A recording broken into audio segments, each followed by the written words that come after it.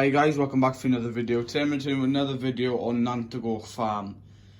So today on the farm, it is a very nice day. We've had a couple of nice days now, and unfortunately before we started having the nice weather, we had a lot of wet weather, and the ground was just literally like a sponge. It was soaked. So we were waiting for it to dry. It's had about I'd say about 3, maybe 4 days now of dryness to dry out.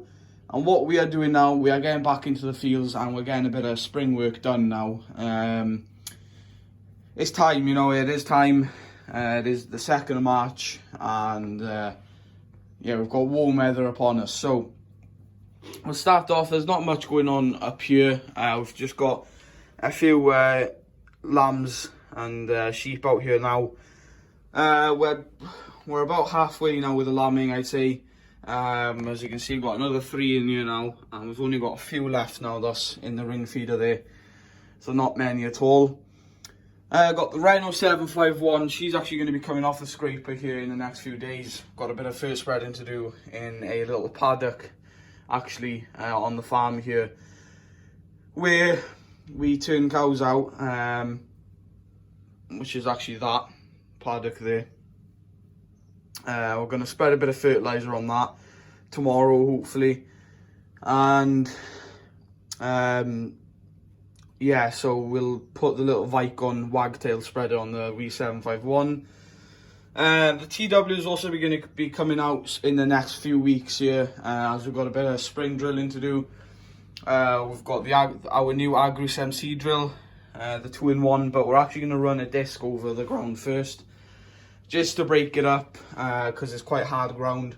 So we'll probably run either the 7.4, maybe even the TW over it with a disc, and disc it up a little bit first, in more of like a disc as well.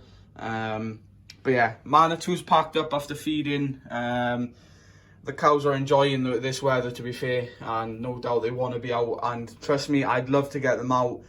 But this year, last year I believe we got fur on 27th of Feb, and the cows were out, I believe, by the 15th or the 20th. But I don't see them being out until maybe the 28th this year. But luckily we have enough clamp size to keep them going, and also, as I said, they won't be out until the 28th, I don't think, depending on weather, because we're a bit late putting fur out this year. So yeah, moving on down, we've got a 6125R loading up the little dump trailer here with some fur. Only 3 bags. We're heading over to our outer farm there, where most of the cows are going to be going. We're going to be keeping one lot of cows over here. We're going to split them in half. So we'll probably keep this shed and a few extra from this shed over here. And then the rest of them are going to go over to the outer farm and graze fields over there, because we want to try and keep these fields for silage if we can. And I'm pretty sure sheep are going to go over as well. Sheep are going to go over to the outer farm as well. So yeah, I got the fertiliser there, as you can see, a bit of Yara bags. But yeah, we've got plenty of fertiliser, as you can see, and then that's our little wagtail fert spreader that we're going to be putting on the 751. And we've got our little red single bell spike there on the 6125R. That's what we use to load fertiliser. You may think, why don't you use the McHale's and put 2? Well, the 6125R is going to need a bit of a weight block if we were going to handle 2, because the McHale bell spikes is quite heavy, and not just that, the bags are quite heavy as well. You know, the bags are over half a ton. I believe they're 600 kilos. Yeah, 600 kilos, you can read that there. 600 kilos each, so it'll be kind of hard. So yeah, and it's just a lot easier as well for loading fur. And then down here, I've got the 7430 on our Amazon fertiliser spreader. As you can see, she's hooked up nicely. She's been put on about a week and a half now in the shed there. But she's heading down the road, and she's got a bag of fur in her already. We're not spreading much fertiliser over there because we need to spread a lot here. We've had soil samples done about October time when cows just came in, and the soil is quite poor here. So it needs, probably might even need lime. So we've bought a lot of fertiliser with lime in it, and as I said, we've bought a lot more fertiliser. But yeah, so she's heading down the road there. She's nice and cleaned, and yeah, looking great on the Amazon fert spreader, I have to say. It's a great little match for her. Maybe next season, or maybe halfway through summer, we might have a new fert spreader. I'm not going to say too much, but yeah, we may be having a new fertiliser spreader around the middle of summer, or maybe end of summer by next season. This spreader's been with us now for about 4.5 years, and we like to change our fert spreaders around about 4.5 5 years, just because, you know, fertiliser, it's toxic, it'll rot your metal, and there's a bit of rust coming up on her, and you could say, well, just respray it, but we want to change something up, so we'll probably get a new one by next season. Over down here, we've got our New Holland TM 140, sorry, on our new Marshall tanker, spreading on slurry on this field. As I said, these 3 fields are going to be all silage, and we've got 2 more fields over at the outer farm as well. That's going to be probably bales, I'd say. But as I said, this field's about 16 acres, and it carries on more. And these fields are about 9 acres each, round about that, either 8 or 9 acres each. So a fair bit of grass on all of them, hopefully, with the amount of slurry and fertiliser we're putting on this year. We shouldn't need that much second cut. We'll do a lot more bales this year though. But yeah, so we're going to try and finish spreading slurry on these 2 fields now, get them all soaked in with slurry, and we can hopefully spread fertiliser then middle of the week on these fields.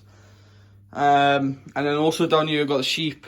We've turned them down from this field down to the big field here for grazing for 2 weeks, and then we'll have to pull them off, ready for fert spreading, as I said, and they'll most likely go over to the outer farm. Same with probably the other sheep, because as I said, within 2 or 3 weeks the sheep are going to be, and the cows are going to be going over to the outer farm, except for about 15 odd sucklers, 15-20 sucklers. So yeah, fertiliser's starting to get out on the fields, guys. I'm looking forward. I love fert spreading, and there's a lot more field work going to be going on as well. I've got fert spreading, slurry spreading starting now, and then around about April time, end of March, start of April, we're going to be getting the chain arrows on. Our little blue chain arrows there on the little Case 1494. She's been sitting in the shed, poor girl, all winter. Nearly all the tractors have, and it's nice to get them out doing a bit of work. And also our Fleming rolls, they're going to be going out as well, rolling those fields after we've done the spreading of the slurry, spreading fertiliser, and then after we've done the chain arrowing, we will go with the roller then, just to roll down any lumps that we've missed with the chain arrow or so on. And it's going to be exciting, guys. I can't wait for spring, man. Spring is literally here. We've got the weather's so nice, you know. So I'm looking forward. Again, we will have to buy more fertiliser, probably by second cut. We won't have enough, because all this fertiliser is meant to be gone within first cut. So as I said, with the soil samples, that's what they told us. We need to use this much fertiliser for first cut. We need to put second dose on. So this is why we're cracking on a bit early, putting the first dose on, and then within another 3.5 weeks, 4 weeks, we're meant to put on the second dose ready for first cut. So yeah, that is that, guys. So fertiliser's going out, slurry is gonna hopefully finish going out now. If you have any further questions you want to ask me, feel free to ask in the comment section down below. And as I said, spring work has started.